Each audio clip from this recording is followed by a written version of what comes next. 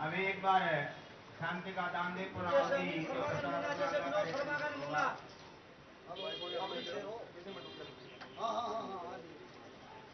बता अफसर कहाँ बता ये है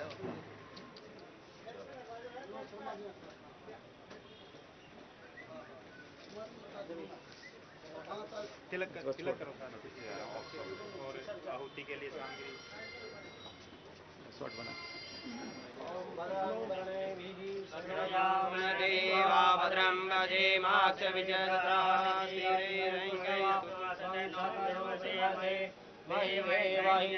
जलायो सदा विन्नु सरदो रक्षा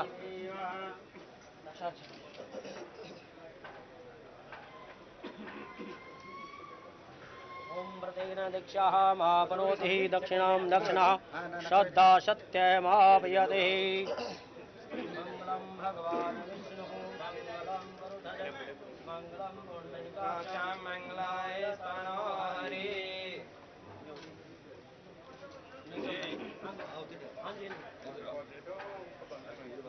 आप बड़े होते हैं हमारे नहीं होते थोड़ा पूजा करो वो आपकी बात थोड़ा कोई गणेश पूजा बैठ जी बैठ जाए हाँ जी पूजा करो आप पूर्ण आरती दिलवा लो हाँ जी पूर्ण आरती करवा दो एक भगवान पूर्ण आरती करवा दो मंत्र मंत्र तो हमने बोल लिए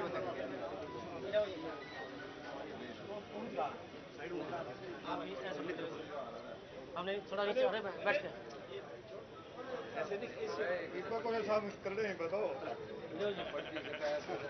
और संदीप आराम से सबको थोड़ी थोड़ी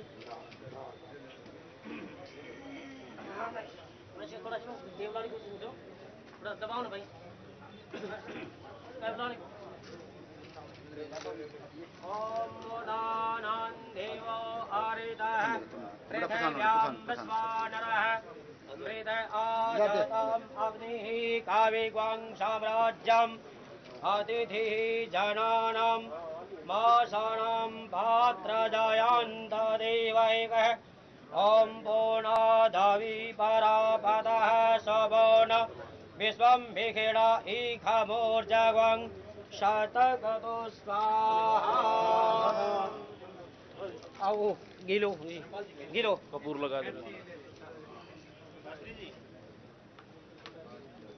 गिलो ओम वसः पवित्रमासी सहस्रधारं दिवस सविता पुनातो वसो पवित्रेण शतधारेण सुभगामादुष स्वाहा सीधा करो थोड़ा से तेल थोड़ा से पान रखो ओम वसः पवित्रमासी सदधारां वसो पवित्रमासी दिवस सविता पुनातो वसो पवित्र सुभगामादुष स्वाहा चलो हो गया चलो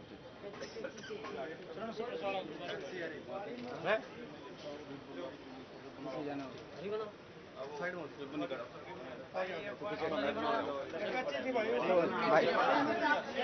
ऑडियो ऑडियो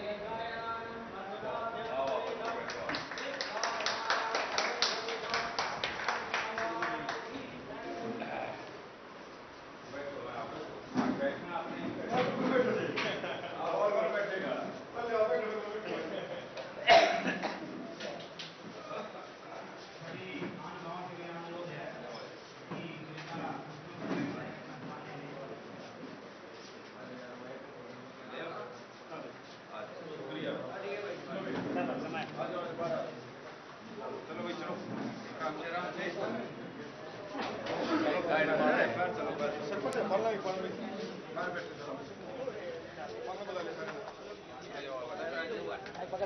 माइक पकड़ो, कोई केबल नहीं पकड़ रहा है।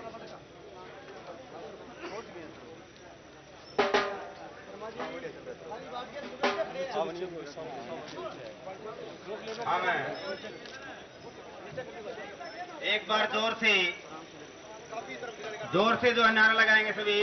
पंडित विनोद शर्मा जिंदाबाद, पंडित विनोद शर्मा जिंदाबाद, पंडित विनोद शर्मा जिंदाबाद। माइक कहाँ है? दूसरा माइक लगा।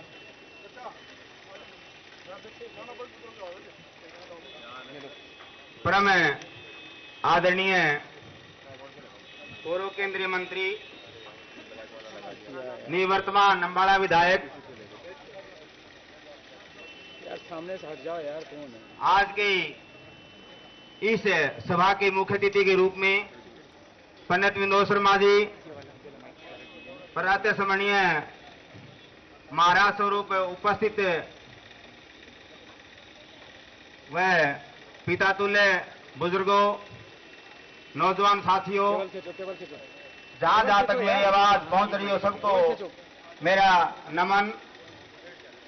आज हमारे बीच में पंडित विनोद शर्मा जी हल्का जींद में अपनी बात कहने के लिए आपके बीच में आए हैं और अभी इससे पहले सभी दो हल्के में ऑफिस का उद्घाटन किया। अब आपके जींद में और इसके पश्चात निर्माणा कार्यक्रम है।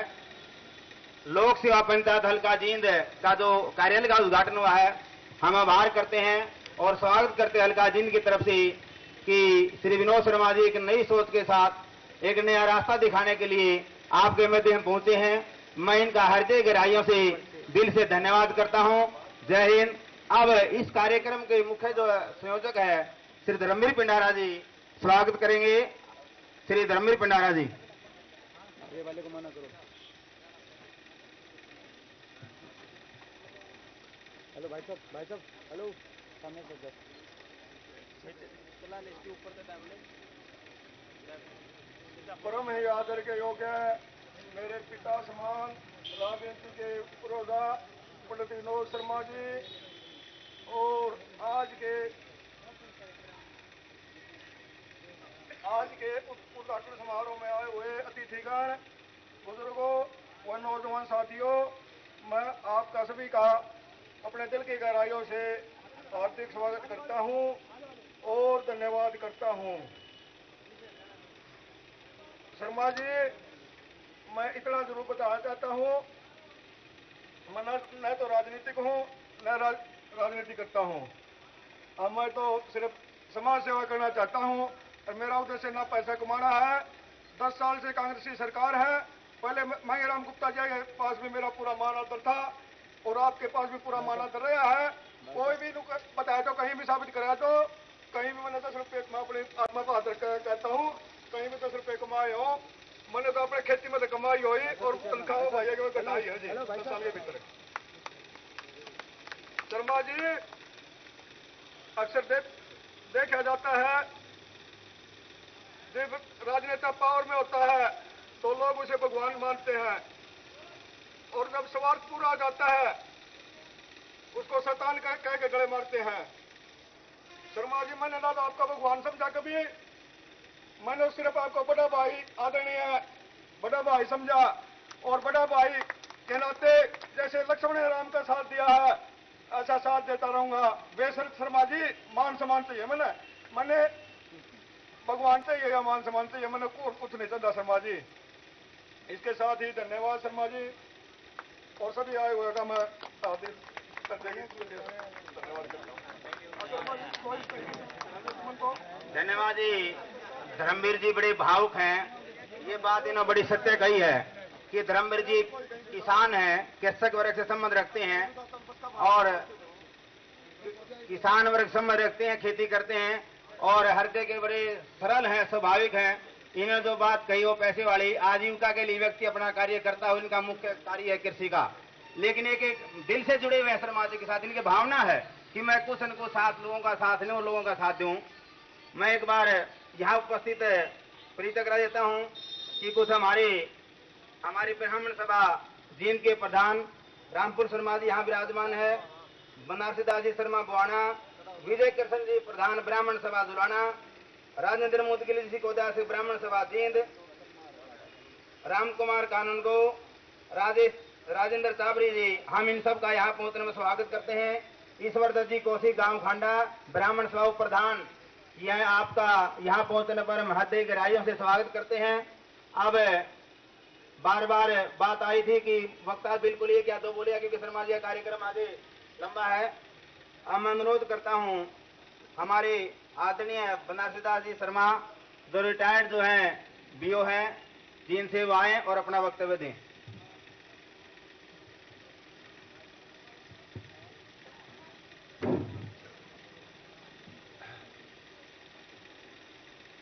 पूर्व केंद्रीय मंत्री और अंबाला के पूर्व विधायक, मनीषी, विचारक, कर्मशील, आदरणीय और श्रद्धेय श्री विनोद जी शर्मा, ब्राह्मण सभा के जिला जींद के अध्यक्ष अजीज श्री रामफूल शर्मा, जुलाना ब्राह्मण सभा के अध्यक्ष श्री विजय कृष्ण जी शास्त्री, अजीज धर्मवीर जी, मुआना के सरपंच श्री राजेंद्र जी, उपस्थित मेरे बुजुर्गों, नौजवान साथियों और प्यारे बच्चों,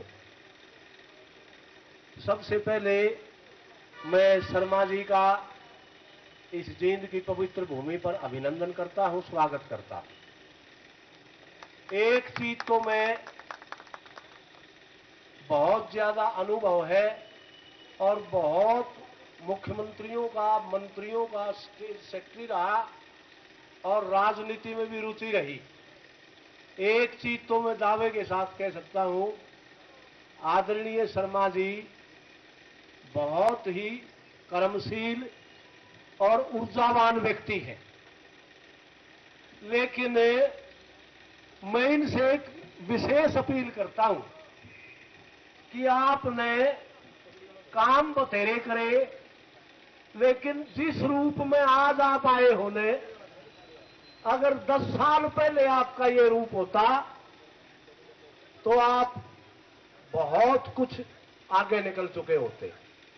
मैं तो एक चीज जरूर कहना चाहता हूं, और वो भी आपका हितैषी होने के कारण, कि आप एक चीज की, मुख्यमंत्री हुड्डा जी की जो लोगों के मन में संशय है उसको मैं अभिव्यक्ति दे रहा हूं। जो लोग थोड़े बहुत शंकित हैं, आपका बड़ा आदर करते हैं और आपको मान्यता देते हैं, कि थोड़ी सी ये स्थिति स्पष्ट करने का कोशिश करें। आप भी समझ गए होंगे कि मैं क्या कहना चाहता हूं। इन शब्दों के साथ आपका अभिनंदन करते हुए स्थान ग्रहण करता हूं। धन्यवाद। धन्यवाद। श्री बनारसी दास जी ने इशारा गर्भित बात कही है कि इशारा कर दिया कि शर्मा जी की तरफ है कि वो क्या इस बारे में बताना चाहेंगे। मैं अनुरोध करता हूं श्री सतबीर सिंह सरपंच विरागी गांव लक्ष्मीपुरा वाला, वो आए और अपना वक्तव्य दें। श्री सतबीर सिंह सरपंच।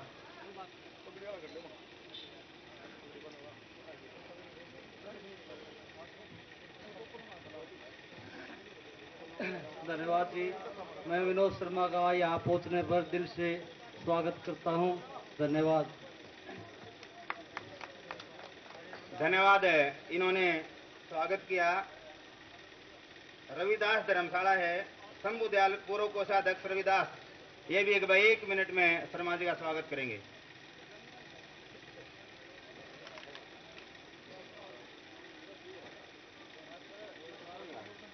शायद उपस्थित नहीं है। पगड़ी के लिए शर्मा जी का स्वागत करेंगे। पगड़ी वाले आईडी कौशिक जी, सुभाष जी, बलवंत सांगवान जी आकर के शर्मा जी का पगड़ी बांध करके, इंद्र भारद्वाज जी से निवेदन करता हूं कि वो आए और शर्मा जी का पगड़ी से स्वागत करें।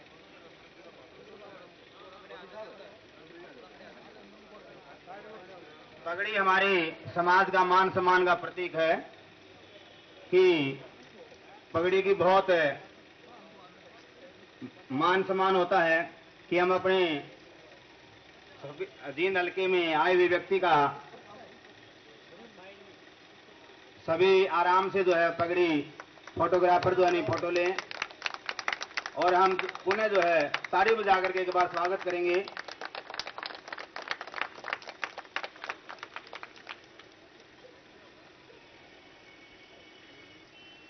श्री विनोद शर्मा जिंदाबाद जिंदाबाद जिंदाबाद। श्री विनोद शर्मा जिंदाबाद जिंदाबाद जिंदाबाद।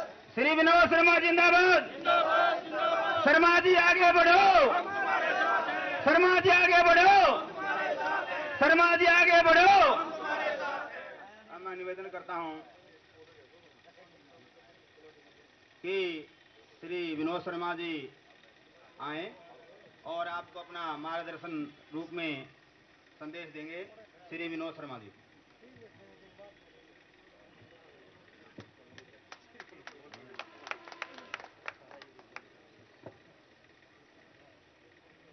आदरणीय श्री धर्मवीर भंडारा जी, श्री राम भक्त शास्त्री जी, श्री दुर्गादत्त जी, श्री दरिया सिंह जी, ईश्वरदत्त कौशिक जी, कृष्ण लोहान जी, सुभाष जी, राकेश सरपंच जी, श्री प्रेमचंद जी, ओम प्रकाश सिंघवी जी, राम कुमार शर्मा जी, राजेंद्र जी, धर्मपाल सिंघवी जी, इंद्रभूषण जी, राजू पंत जी, राम कुमार कानूगो जी, राम भगत गौतम जी, जय भगवान शर्मा जी, रामफूल शर्मा जी, विजय कृष्ण शर्मा जी, राजेंद्र मोदगल जी, शंभू दयाल जी, अशोक गरिया जी, सतवीर सिंह जी सरपंच और मेरे साथियों राजेंद्र मोहाना जी, भूल गया आप इनका,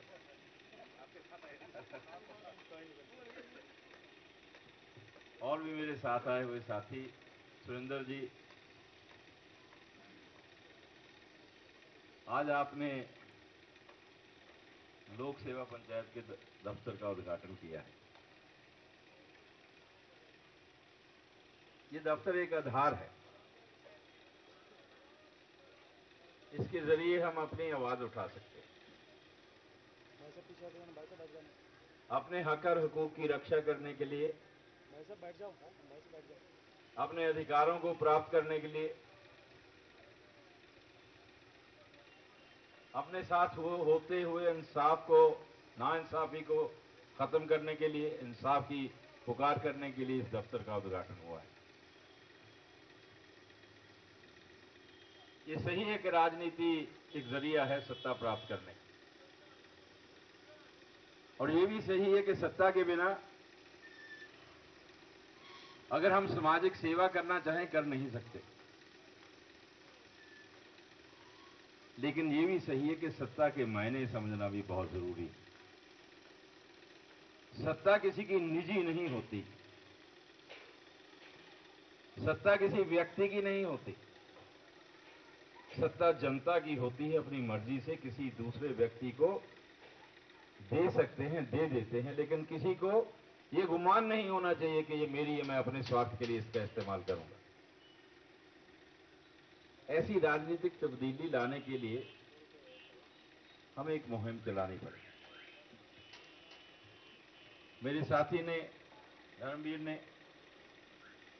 भावुकता से कुछ बातें कही, मुझे आज भी याद है धर्मवीर, मैं गांव से निकल रहा था पांडु भंडारा से। कहाँ है धर्मवीर? तुम गाड़ी के आगे सामने खड़े हो गए थे, याद है ना?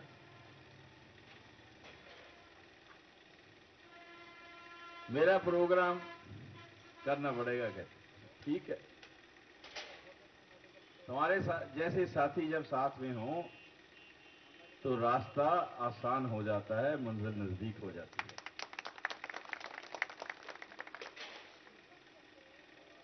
बातों बातों में प्रश्न भी मेरे पे किया गया मैं तो चाहता था खुल के बात कर देते, घुमा फिरा के बात करने से तो कोई फायदा नहीं।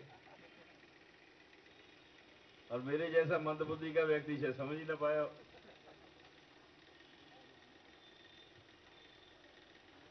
देखिए, राजनीति में दो बातों को मैं असूल के तौर पे मानता हूं। आपने दो प्रश्न किए हैं मुझसे। पहला प्रश्न आपने किया कि 10 वर्ष पहले अगर मैंने ये किया होता तो हालात ये ना होते। मैं उसका जवाब देना चाहता हूं। 10 वर्ष पहले आपने जिस बहुतात के साथ, जिस भावना के साथ आप सबने, आप में से हो सकता है 5, 10, 20% ऐसे लोग हों जिन्होंने नहीं किया हो, 80% लोगों ने आपने जिस भावना के साथ सरकार बनाई थी उसमें आप सब शामिल थे। 80% लोगों की बात कर रहा हूं, आप बैठ कर। 80% लोग उसमें शामिल थे जब सरकार बनाई थी। नहीं, अगर ऐसी बात होती तो सरकार नहीं बनती। सरकार नहीं बनती। 80 नहीं होंगे भाई, 70% होंगे, हो सकता है 30% ना भी हो। अब हमारे में से मैं आपकी बात कर रहा हूं, तो भाई अगर 70% लोगों के मन की भावनाएं उस तरफ ये थी कि हमें जिस राज से निजात पानी थी, जिन लोगों का शासन रहा था, उस शासन के विरुद्ध आपने आवाज उठाई थी ये सोचकर कि आने वाला शासन जो होगा इनसे बेहतर होगा, ऐसी आप लोगों की सोच थी। यह अलग बात है कि आपकी सोच के मुताबिक बातें नहीं हुई। यह अलग बात है कि आपके जो विचार थे उन विचारों को सही मायनों में समझा नहीं गया। ये अलग बात है कि आपके विचारों के मुताबिक नीतियां नहीं बनी। ये अलग बात है कि आपके साथ भेदभाव हुआ। मैं बात कर रहा हूं आज से 9.5 वर्ष पहले की, जब शुरुआत हुई। उसी शुरुआत का हिस्सा मैं भी था भाई, और उसी हिस्से में मुख्यमंत्री के बाद मंत्री परिषद में अगर किसी का नंबर आता था, मेरा आता था। आपको पता है ना? आप इस बात को तो मानते हैं। 1 साल के बीच मार्च से लेकर सितंबर तक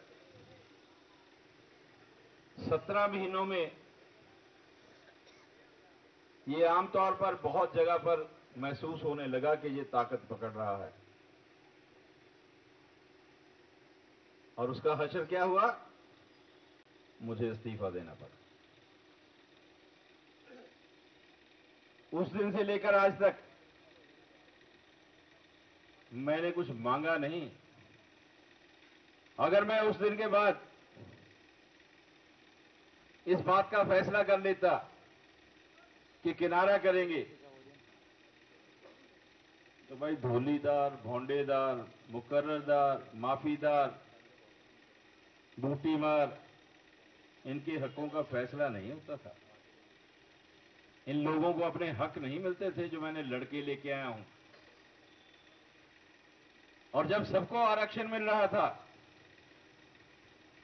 तो ब्राह्मण, बनिया, पंजाबी और राजपूत को आरक्षण नहीं मिलता 10% का। अगर मैं नहीं लड़ता तो जब बता दो कोई लाके देता। आप बताओ, मैं आपसे पूछता हूं कि पूरे हिंदुस्तान में कहीं मिला है? पूरे हिंदुस्तान में कहीं मिला है?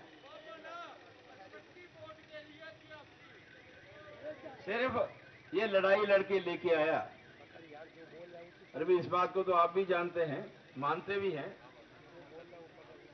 कि मैं चाहता तो अपने लिए भी कुछ ले सकता था, चाहता तो अपने लिए भी स्थान को ले सकता था, लेकिन मैंने ये मंजूर किया कि जो लोगों की भलाई के लिए कोई काम हो सकता है उसको कर लिया जाए। अगर 10% आरक्षण के जरिए आने वाले 20 सालों में 1 लाख व्यक्तियों को नौकरी मिलती है, सिर्फ 10% आरक्षण के जरिए जो मिल सकती है, तो क्या होगा? कम से कम एक परिवार में जो आर्थिक रूप से कमजोर है, हर परिवार में कम से कम एक नौकरी उनको मिल जाएगी इस वजह से, जिससे हम अदरवाइज वंचित रह जाते। मैं तो इसको अपनी उपलब्धि मानता हूं। मैं समझता हूं कि कार्य ये हमने जो किया है अच्छा हुआ है, लेकिन जब मैंने महसूस किया कि हालात बिगड़ते जा रहे हैं, राजनीति में भेदभाव की राजनीति होने लगी है, जब मैंने 452 गांव में जाकर लोगों से मिलकर उनकी भावनाओं को देखा, तो मैंने इस्तीफा दिया और डिमांड क्या की है। मांग क्या है मेरी मांग है कि हरियाणा के पढ़े लिखे बेरोजगार नौजवान बच्चों को जब वो एप्लीकेशन देते हैं किसी नौकरी के लिए, उनकी एप्लीकेशन के ऊपर जो मापदंड बने उससे नौकरी दो। किसी भी व्यक्ति को ये अधिकार नहीं होना चाहिए कि किसी को 2 नंबर दे दे इंटरव्यू में और किसी को 24 नंबर दे दे इंटरव्यू में। जब ये अधिकार जब तक रहेगा तो नौकरियां जो हैं डिजर्विंग लोगों को, बच्चों को नहीं मिलेंगी। जब तक पारदर्शिता नहीं आएगी,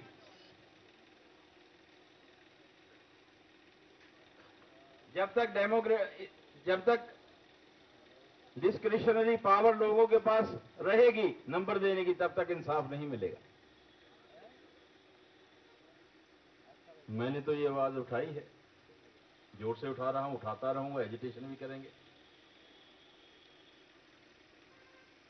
लेकिन मुझे ये बताइए, क्या ये मेरा कसूर है कि मैं आवाज उठा रहा हूं? ये कोई गुनाह है कि अगर मैं आवाज उठाऊंगा बेरोजगार नौजवान बच्चों की? अगर मैं ये कहूंगा कि उनके साथ इंसाफ होना चाहिए नौकरियों में, अगर मैं आवाज उठाता हूं कि हर क्षेत्र में समानांतर विकास होना चाहिए, तो ये क्या गुनाह है? अगर मैं ये कहता हूं कि हर व्यक्ति को बराबर का मौका मिलना चाहिए आगे बढ़ने का, अगर मैं ये कहता हूं कि हर व्यक्ति के प्रति सम्मान पूर्वक दृष्टि सरकार की तरफ से होनी चाहिए, तो क्या ये गुनाह है? मैं तो कहता हूं।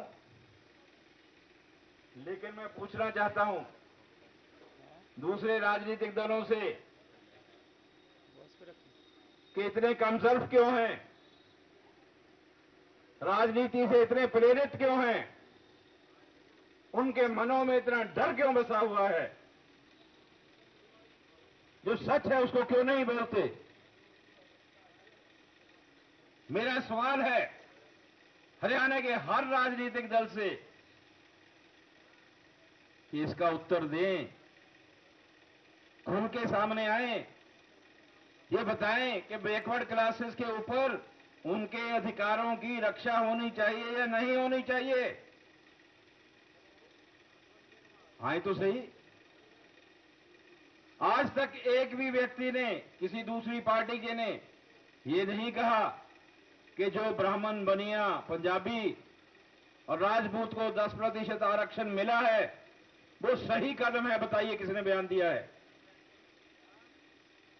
अगर इतने ही कमजोर दिल के लोग हैं, इतने ही कमजोर दिल की पार्टियां हैं, तो भाई आप उनका समर्थन कर सकते हैं, मुझे इतराज नहीं। मेरा रास्ता नहीं रुकेगा। मैं तो एक मुद्दा लेके चला हूं, मैं तो एक मन बनाया है। मेरा विश्वास है कि हमें मुद्दे उठाने पड़ेंगे। मेरा विश्वास है कि हमें लड़ाई लड़नी पड़ेगी। नहीं भी लड़ेंगे तो दुनिया तो चलती है, चलती रहेगी, लेकिन ऐसे ही चलेगी, जैसे चल रही है ऐसे चलेगी। मुझे दुख होता है जब आप मेरे पास आके कहते हैं कि पंडित जी 40 वर्ष हो गए, हम जहां थे वहीं बैठे हैं, हम और भी पिछड़ गए, हमारे साथ भेदभाव हो रहा है, हमारे बच्चों को रोजगार नहीं मिल रहा, हमारे क्षेत्र का विकास नहीं हो रहा, हमारे को व्यापार करने के बराबर के मुकाम नहीं मिल रहे हैं। ये बातें आप करते हैं, हम पिछड़ गए हैं, ये बात आप करते हैं। उसका कारण मैंने बता दिया क्या है। आप अगर लड़ाई लड़ने का मादा नहीं रखते हैं तो ये बात ऐसे ही रहेगी। आज भी कह रहे हैं, 10 वर्ष बाद भी कहेंगे और 20 वर्ष बाद भी यही कहेंगे। कोई अंतर नहीं आएगा। जैसे 40 साल में नहीं आया, आने वाले 20 साल में भी कोई अंतर नहीं आएगा। ऐसी स्थितियां रहेंगी क्योंकि आपका मन है, आप एक बार मन बनाते हैं कि ये खराब है भाई, इसको वोट नहीं देने, ठीक है, नहीं देते, कोई दूसरा बन जाता है।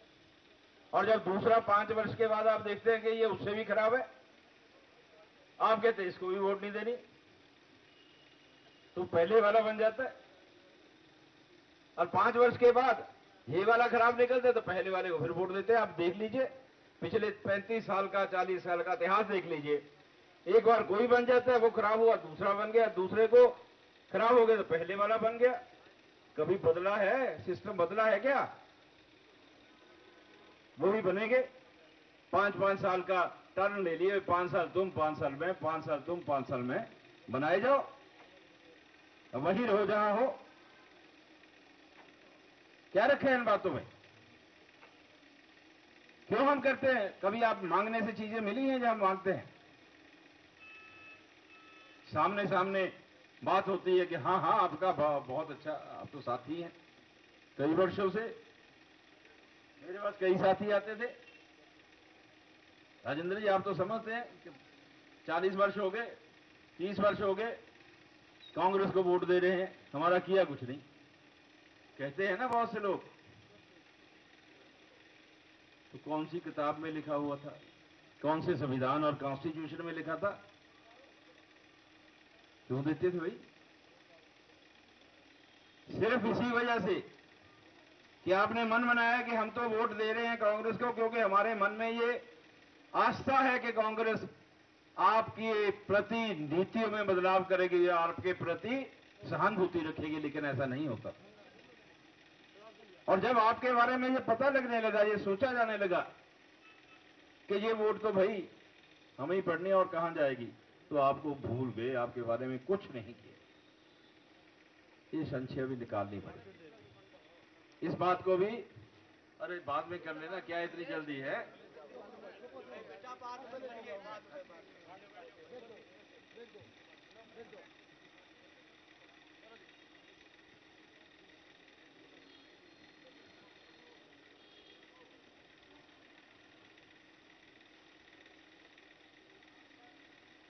जब किसी चीज का सम्मान न मिले, मैं आपको बताना चाहूंगा, जब आपको सम्मान नहीं मिलता, आपके विचारों का आदर नहीं होता, आपकी आस्था का मूल्य नहीं पड़ता, you have been taken for granted, then there is no rationality to continue to go along with a person or a party who does not take care of you। जो आपका ध्यान नहीं रख सकते, उसके साथ हमेशा के लिए जाने का कोई औचित्य नहीं बनता। और मेरी लड़ाई है, लड़ाई में कोई कोताही नहीं होगी। मैं इतना छोटा सोच नहीं रखता, मेरे साथियों इतनी छोटी सोच नहीं रखता। मेरी लड़ाई विचारों की है, मेरी लड़ाई अधिकारों की है, मेरी लड़ाई मुद्दों पे आधारित है, मेरी लड़ाई इंसाफ दिलवाने के लिए और बेइंसाफी के खिलाफ मुहिम चलाने की है। मैं उन कमजोर वर्गों के लिए लड़ना चाहूंगा जिनको हमेशा दबाया जाता है। मैं उन मजलूमों की आवाज बनना चाहता हूं जिनके ऊपर जुल्म होता है। अगर इस काम में मेरे आवाज में कोई कमी हो तो मुझे भाई गुनहगार कहना। लेकिन अगर मुझे ये कहे कोई कि आप अपनी लड़ाई को गाली गलौज की रंगत दे दो, किसी को नीचा दिखाओ, किसी के बारे में अपशब्द बोलो, ये मुझसे नहीं होगा, ना मैं करूंगा, ना मैं चाहता हूं, ना मैंने कभी किया है। महज अपने आप को सिद्ध करने के लिए अगर मुझे गाली देने के लिए कहा जाएगा, मैं गाली नहीं दूंगा, मैं सिद्ध हूं या ना हूं। मेरे संस्कार ऐसे नहीं हैं, मेरे परिवार ने ऐसा मुझे नहीं सिखाया है, मेरी धरती ने मुझे ऐसा नहीं सिखाया है कि किसी को नीचा दिखा के ही आप ऊंचे उठते हो। मैं अगर ऊंचा उठता हूं, दूसरा अपने आप छोटा हो जाता है। और ऊंचा कोई कद काठ से नहीं होता, विचारों से होता है। मेरी विचारों की लड़ाई है और इस लड़ाई में कोई कॉम्प्रोमाइज नहीं है। जितने सख्त शब्दों से मैं बात करता हूं शायद कोई करता होगा, हर इशू को ज्वाइन करता हूं, लेकिन जहां तक विचार है, राजनीतिक विचार है, सामाजिक विचार है, लड़ेंगे। और जहां तक सवाल है अपशब्द बोलने का, किसी को गाली गलौज करने का, किसी को नीचा दिखाने का, ये कार्य ना मैंने किया है, ना मैं करूंगा। मेरे से आपने जो प्रश्न किया था, मैंने उसका उत्तर आपको दिया है, लेकिन अब मैं आपसे सहयोग मांगने आया। मुझे सहयोग चाहिए, मुझे सहयोग चाहिए इसलिए कि भाई अगर अभी भी नहीं समझोगे तो कभी भी नहीं समझोगे, अभी नहीं तो कभी नहीं। अगर अभी नहीं कर पाए दोबारा मौका नहीं मिलेगा। आपके पास मौका है, सिर्फ यही मांग करता हूं कि अपनी ताकत को पहचानो, अपने वर्चस्व को पहचानो, आप क्या कर सकते हो इस बात को पहचानो, अपने विश्वास को बढ़ाओ, एक दूसरे का साथ दो, कमजोर का साथ दो।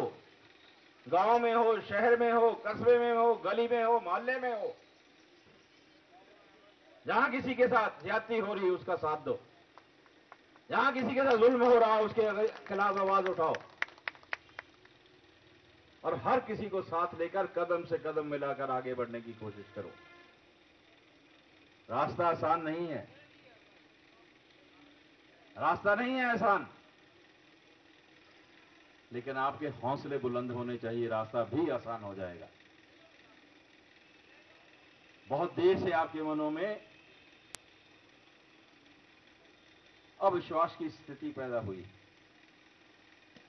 आपके मन में यह है कि होना कुछ नहीं है, क्या करें, होना कुछ नहीं है, क्या करें। कुछ हद तक सही है, लेकिन कुछ हद तक सही नहीं है।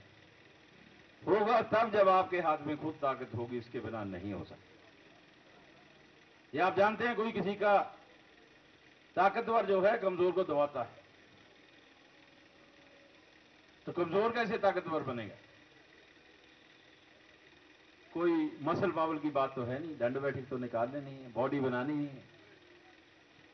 कमजोर और ताकतवर का मामला जो है वो राजनीतिक है, और राजनीति में लठ की नहीं, इकट्ठ की राजनीति चाहिए।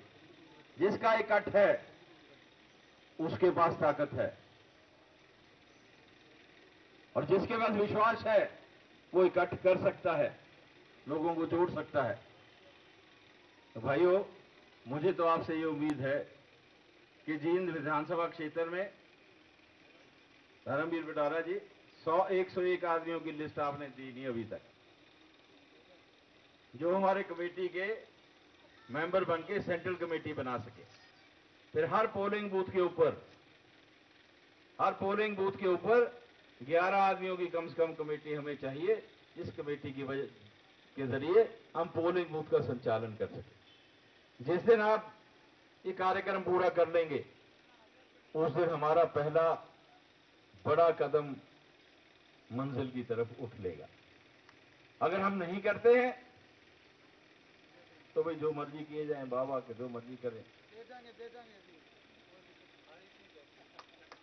खड़े होकर बता दे, खड़े होकर दे देंगे भाई साहब। मंजिल आसान है, लेकिन पता क्या, ये जमा 2 मिनट की बात। हर पोलिंग बूथ से हर पोलिंग बूथ पर दे देंगे आपको, 100 तो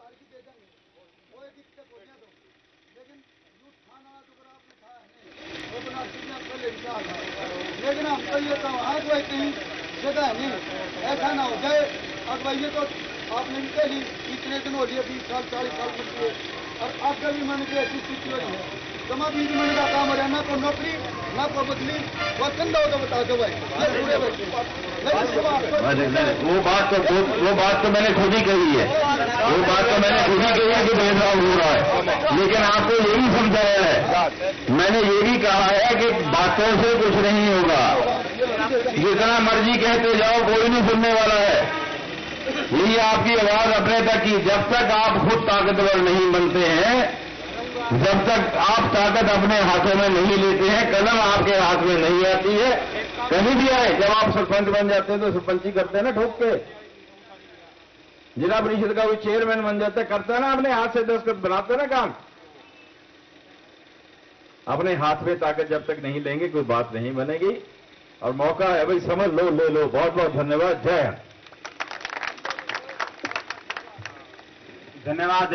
श्री विनोद शर्मा जी ने अपनी बात को अपने सामने बिल्कुल स्पष्ट रूप से प्रदर्शित किया कि आप अपनी ताकत को पहचानिए और इनको साथ ताकत दीजिए, कदम से कदम मिलाकर के आगे बढ़ें। और ये धर्मवीर पंडारा जी का बड़ा सहयोग रहा इस कार्यक्रम को करने में, हम सभी इनका पुनः धन्यवाद करते हैं, और इनके पूरे परिवार का, जो सुबह का लोगों को पानी की सेवा, मीठा पानी भी, ठंडा पानी भी पिला करके लोगों की सेवा कर रहे हैं। पुनः धर्मवीर जी के परिवार का हार्दिक अभिनंदन करते हैं, स्वागत करते हैं। और यहाँ पहुंचे हमारे पूर्व केंद्रीय मंत्री और निवर्तमान विधायक श्री विनोद शर्मा जी का भी पुनः धन्यवाद। जय हिंद, जय भारत। आपने हमारी बात सुनी, हमने इनकी बात सुनी, पुनः धन्यवाद करते हैं। और जो भी व्यक्ति बगैर प्रसाद के रह चुका, प्रसाद की व्यवस्था बहुत अच्छे तरीके से बंटवा रहे थे। यदि को रहता है तो साइड में ट्रैक्टर के पास लेकर खड़े हो जाएं, वहां आकर के ले सकते हैं, आपाधापी नहीं करनी है। धन्यवाद।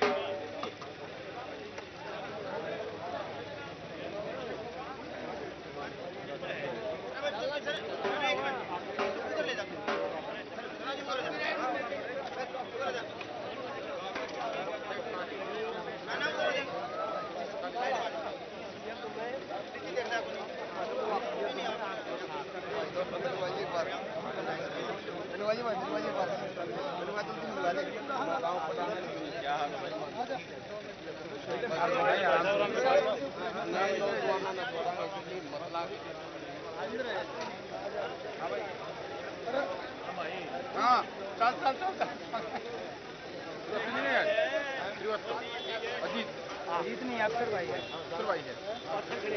सारा शॉट दे रहा था और वो ऐसा ही है, इनकी बात उसी को जाता है। क्या हो गया? ठीक है, मैं स्पेशल आया हूँ, इसीलिए आया। क्या हो गया? थोड़ा सा पब्लिक आता पता क्या? सारे सबको दे रहा, मेरा नाम अभिषेक सर, पता है मुझे पता है, इसलिए आपका नाम। ये अक्षर जी ये आए हैं प्रमोटर में, चैनल है। हाँ, यहाँ पे इंडिया न्यूज़ पे भी